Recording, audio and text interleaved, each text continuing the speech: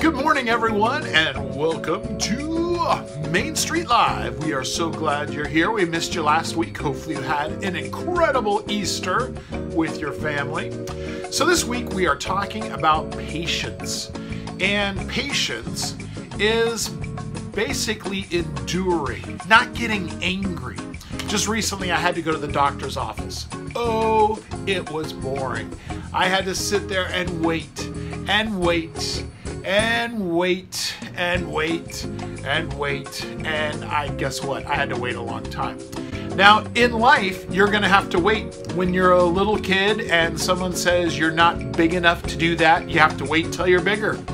And then when you're a bigger kid and you say, I want to drive, it's like, well, you have to wait till you're in high school to do that. And then when you're in high school, you're like, I want to vote. I want to vote in the next election. Well, guess what? You're going to have to wait to do that. And then you're like, I want to go to college. That'd be fun. Or I want to do a job. Well, you're going to have to wait to do that. Then you're going to want to get married. And oh, it takes time. You should definitely wait to do that. And then once you're married, having kids, and believe it or not, they actually take a long time. And then when you're a parent, you're like, yay, we have a kid. And then it's like, oh no, they cry all the time and I can't sleep at night. And then you're gonna have to wait till they can sleep through the night. And you just keep waiting and waiting and waiting. But you know what? That's okay.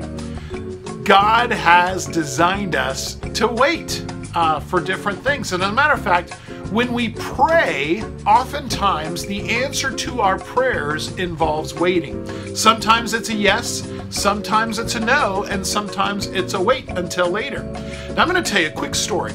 So those of you who know, we just had a baby, and the baby was actually delivered very early. And my wife had some medical complications called high blood pressure, which can be serious.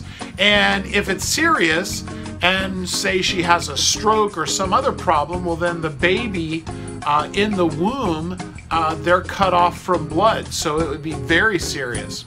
Well, in this particular case, we're praying. We're like, hey God, you know, my wife has high blood pressure. The baby's not supposed to come for 6 more weeks. You know, would you have her blood pressure go down? And we waited. And it didn't go down. And it's like, come on, God, what are you thinking here, sir? You know, we'll have our friends help us out and pray with us. And so we got tons and tons of friends all praying that her blood pressure would go down.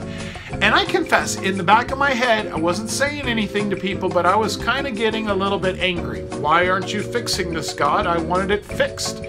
And he didn't fix it. And sure enough, my wife ended up having to deliver the baby, and it was a complicated process, but fortunately it all worked out. But guess what? When they were delivering the baby, the doctor said, oh my, your baby has a major knot in the umbilical cord. The umbilical cord is what brings food and air and everything the baby needs to live.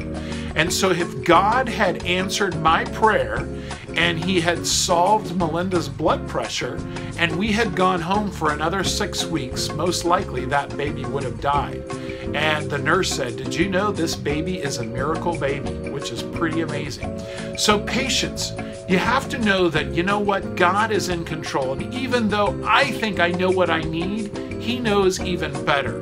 And we can't get angry with God when we have to wait. But we have to endure. And so that's what we're going to learn about today. So I need for you to sit up straight. I need you to point your nose right at the front. Smile really big. And pay attention as we learn about patience. Just want to check and see if you're waiting. Good job.